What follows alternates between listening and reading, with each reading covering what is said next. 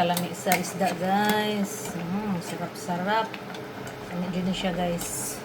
Ay, guys, good morning. Luto na sa atong sudan sa pamahaw, guys. Karon is magsabaw ko og isda. Og nagbukal na, guys, ang tubig. Og magluto na ta. Iuna na to, guys, ang lamas. Next, iuna na to ning gahi nga part sa pitsay, guys. Yan. Huwag isunod na dahil na to, guys, ang ating isda. Yan. Takloban na to, guys, para dali mo bukal.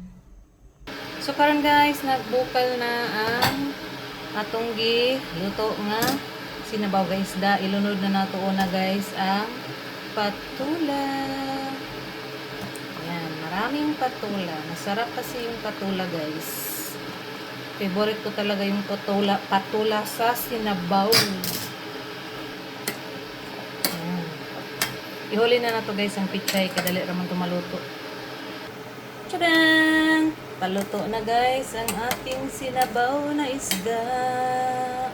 Itong tilawan, guys, kung sakto ra ang timpla. Kalami sa isda, guys. Sarap-sarap. Ano din siya, guys. Lami ni nga sabaw nga isda, sinabaw. So, parang, guys, ibutang na nato ang pichay. At tawad-tawad ni, guys, palungon na nato kay luto na siya o mga onami.